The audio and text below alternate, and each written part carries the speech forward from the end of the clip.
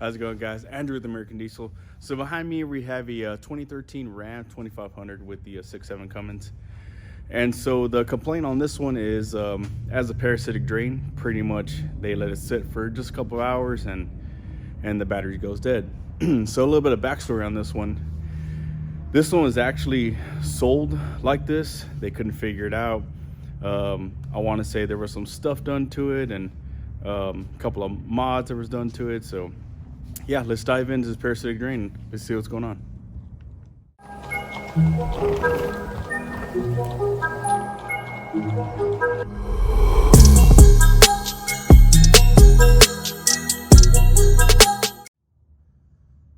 All right, guys. So yeah, as you can see, it's a really beautiful truck. Has a lot of cool mods. Got a bigger turbo, you know, also nice cool stuff. But none of that seemed to matter whenever it had this issue.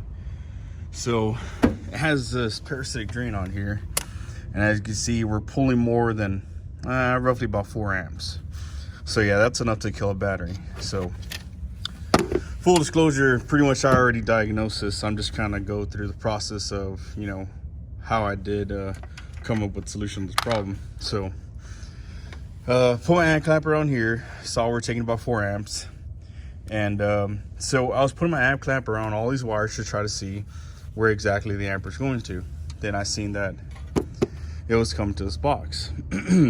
So came here, and then I was just, you know, gonna start doing like little testing here and there, and then all of a sudden I just see this wire right here. So I'm like, okay, what are the chances that the amperage is going here? So see, hold on, let me get it zeroed out here.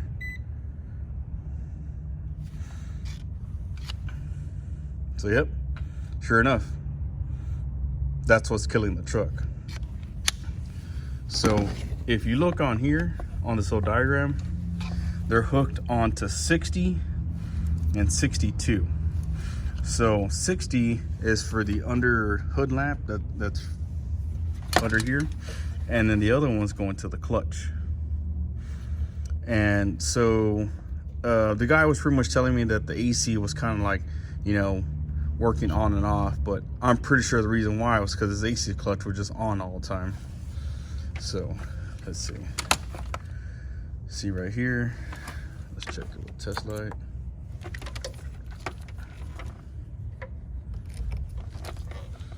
So yeah, see, bright light, lit. And then so this one right here shouldn't be lit. Right now the key's off, so that's pretty much our amperage draw right there. So take this away. All right. So see, that one's hot. Now this one doesn't have the draw anymore. So whenever I seen that the AC clutch was bypassed. So I was thinking, okay, they bypassed it in order to sell the truck. Okay, and yeah, like I said, they did that because they couldn't figure out what was going on with the AC, and then the guy was getting frustrated. He has, you know, a whole bunch of mods on his truck, and you know, as you can see, not all the mods were done all that great. You know, you can see there's plenty of oil leaks. So now let's go inside the truck and let's see what's actually going on with the AC. All right, so now we're in the vehicle, and so yeah, let's start it up and let's see what's going on. This is very weird. I'm not used to having I guess this is a Laramie edition, and it's standard. So yeah, let's start it up.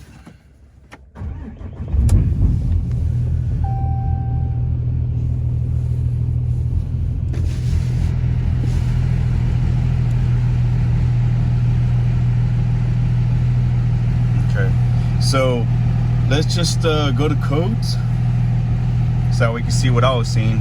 And as you can see, there's no codes. So all right, well, so we have no help there. So then I went to functional test.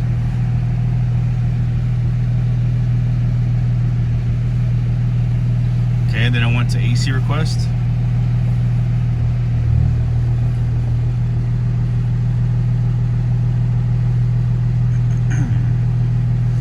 Okay, so So then if we just look at just this pit right here, if I can do that. So I'm going to command it on.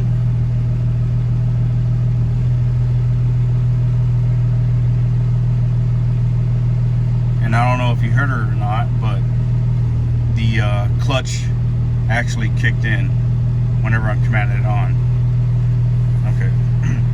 So now that we know that it's able to be commanded on, we know that there's nothing wrong with the relay, fuse is fine, you know, the command going out is fine. So then I want to look at all the data pins.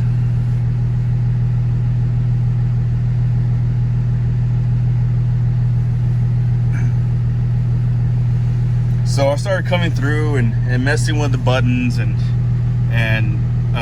whenever I press the AC button, you can see it turns from not pressed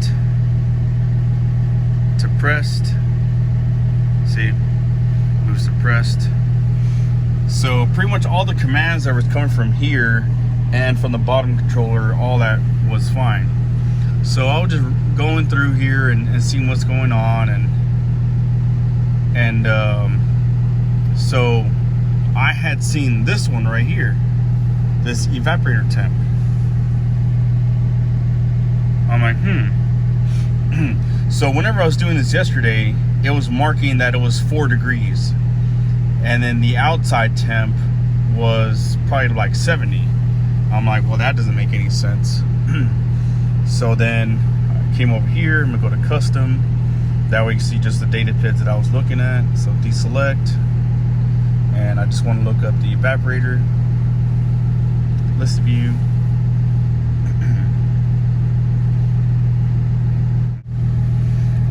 All right, so you can see how this one's at 3.82.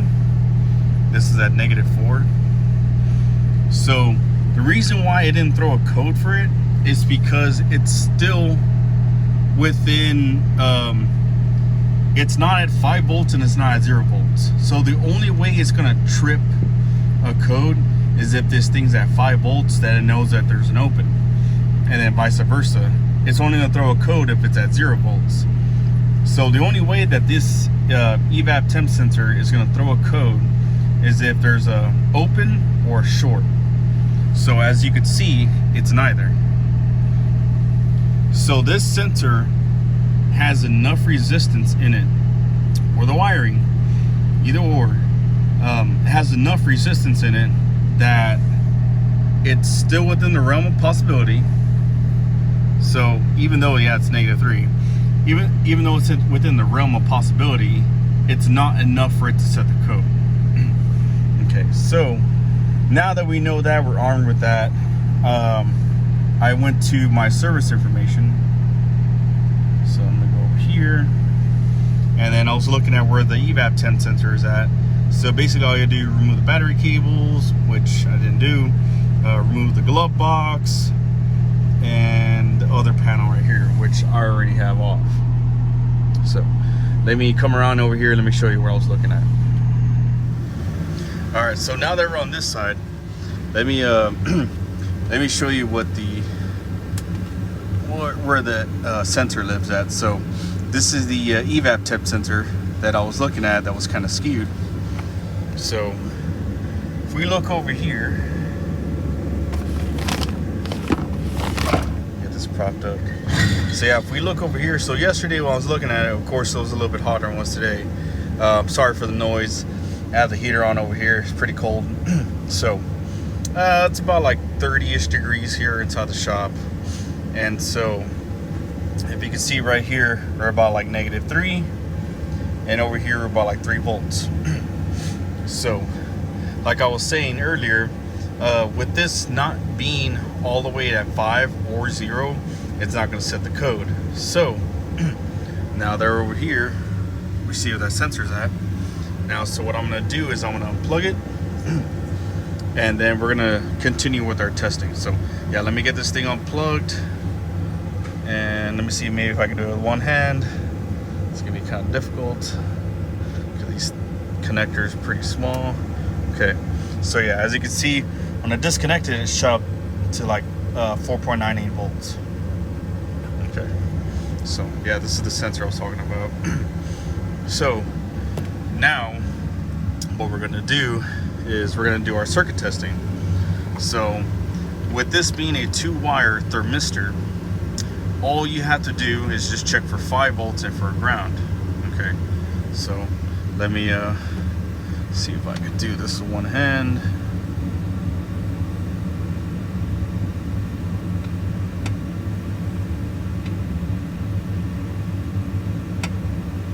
Let me do this off camera, that way I don't bend these pins. Okay, so now that I got my probes in here, so what we're gonna do is I already have my power probe connected here. So I'm gonna grab this, and then all we're gonna do is we're gonna check for 5 volts. So let's connect to this one. Let's see what's on there. So yeah, 4.9 volts. That's pretty close, almost 5 volts. Okay, so let's check the other one. And they have ground. Let me mute this, that way it's not annoying the crap out of everybody. Okay, so yeah, got a ground. Okay, so what I want to do too is to do that one last step. So what I do is I jumper these 2 wires together, and then I'm going to look on the scan data to see this PID right here should go down to 0 volts. Okay, so this is pretty much where I left off yesterday, and I thought this was pretty interesting. So yeah, let me just, instead of saying it, let me just show you. Okay, so I'm going to put our little jumper wire. All this is just banana jack. So put this in here. As you can see, I've already put the jumper in. Okay, now that I put that in, if you can see right here, we're only at 2.8 volts. So that's what our issue is even if we were to put a new sensor in here, this being down to ground should have went down to 0 volts. Okay, so the only issue that it could be is that this ground is no good. So I'm gonna back probe in here. This side is the ground, and as you can see, it's a good ground. Still at 0 volts. So also too, let's just add a redundant ground. So what I'm gonna do here is I'm gonna unplug it from here. Okay, so on my power probe I have a little banana jack here, and I can add a ground to it. So we're adding a ground on this side right here, straight to here. So we know this is a good ground. Okay, so we have that connected, and we're still the same thing, 2.8. So even with this being bypassed the way it is now, with this side being the ground, and then we're grounding out this 5 volt reference, it should be down to 0 volts. So this is kind of where I stopped, and I was like, oh man, this is super interesting. This is not something you see every day, but whenever you're doing your foundational, electrical testing that you learn from, wherever it may be, your dealership, independent, wherever you learn it from. So this is one of the main things you have to do. And whenever they're instructing you to do these things, you never understand why. Well, this is the reason why, because you have sometimes where it's not a circuit issue, sometimes it's a module issue, and I think that's what's happening with this one. And yeah, so like, and in order to access all this, all you have to do is just pull this up, and then you're gonna undo one bolt that goes in through here. So you're gonna undo the glove box, pull that off, and then you're gonna go from underneath, and then right here to this bracket, you're gonna see this right here. Just goes through there, and then it's 1 7mm bolt. So yeah, that's all you gotta do just to access this. Pull the glove box, pull this panel off. There's no need to disconnect that. You just leave that on there, and then that way you can get to access all this. So now we're caught up to where I was yesterday. So now all we gotta do is access that module. I gotta find out where it's at. More likely it's somewhere back here, but I don't know. I've never had to test one of those modules before. So yeah, so let's go. All right, guys. So I found the module. It actually, what you do is you take off this panel right here. You can undo the bolts and you can access the module through there. But since we already have all this undone, we're actually going to do all the testing from here. So let me switch hands over here. Not really a lefty, but we're going to try it out. So you see right here, I was checking pin fitment, and so this pin is fine. So I was checking this pin, which is my 12 volts, and there's hardly any drag on here. Same here for the ground. Absolutely no drag whatsoever. So what I'm going to do first, before I do anything else, I'm going to fix these two pins because these are crucial. This is my 12 volts, and this is my ground. So in order for a module to act correctly, it needs the correct amount of voltage in order for it to do what it needs to do. So I'm going to fix these pins, and then we're going to retest. I mean, it could be something, it could be nothing, but like I said, I was checking all these pins, and it seemed like these two were pretty loose. So let me get these two fixed up, and then we'll come right back. All right, so I just want to show you how the way I tighten up these pins. So I just got these, there's a lock that's right here. All you have to do is get this lock and pull it down, and then what you can do, there's like little access holes, and then all you have to do is like get a pick or get something in there and then pry it up. Then that way this lock can slide this way. So then once you get that off, then from the front, I don't know if you can see that right there. I know it's kind of difficult. So you're going to access that hole right there to the bottom.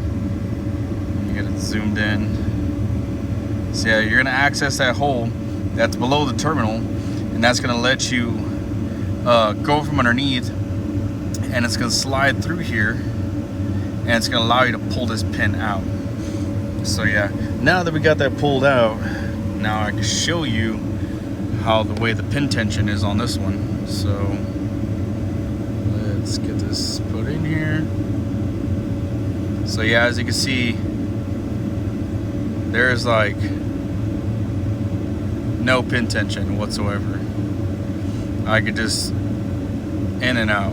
Okay, so I'm gonna fix this one, fix the other one. I'm gonna do that one off camera. I just want to show you real quick how the way I get these undone. So yeah, once I get this undone, I'm gonna slide it through, get the other one out, get that one tightened back up, and then we'll retest. And yeah, like I said, I mean, it could be something, it could be nothing, but I would rather fix this, because any which ways, if I do put the new module in, I want this to have good pin tension with a good module. So yeah, let me get this situated, and then we'll get back to the scan tool. All right, so right now I'm back probed into I believe it's pin number 15. So let's go back to the diagram here.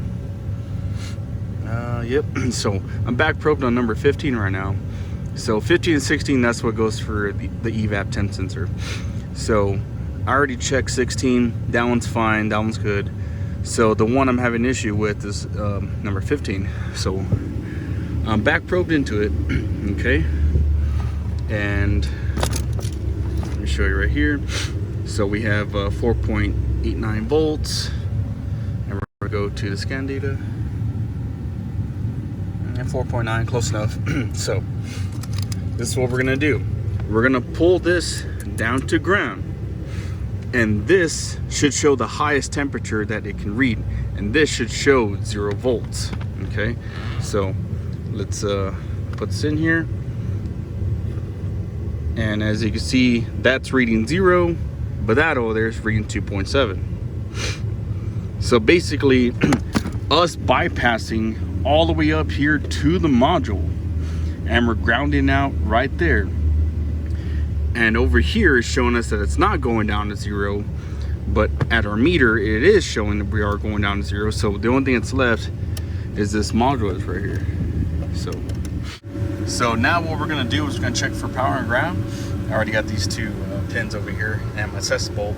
So the only thing we have to check here, get my pointer out over here. So the only thing we're gonna check is pin 1, pin 2, and pin 14. So 1, battery power, same thing for number 2. So 1's the constant, 2 is the ignition, and then 14 is going to be our ground. So yeah, let's go ahead and check that out. Okay, so right now the ground pin is already on 14, so we're going to check pin 1. Okay, nice bright light. Sorry for blinding y'all guys. Now we're going to check pin number 2. So let's get on pin 2. Sorry you can't really see. I'm trying to probe into here and look at the same time. So yeah, I'm on pin 2. Nice bright light. So yeah, that's pretty much it, guys. The only thing that could be left is just the module. So I don't know if they were doing some testing here and they spread the pins or what they did there at the other shop. I mean, you can never really tell whenever it comes from somewhere else what they've done or what they did to try to resolve the issue. So, but pretty much what happened is they had this issue. So I'm guessing whenever they were doing their testing, they probably threw a new sensor on it, didn't work, so they did a bypass over there. But when it did that, then in turn made a parasitic draw. So yeah, it was kind of like a twofer. So I guess what we'll do is we'll look up, see if we can get that module, and if it gets approved, we'll make a part 2 out of it. So yeah, thanks guys, appreciate your time, and don't forget to like, comment, subscribe, and I'll see y'all guys in the next one.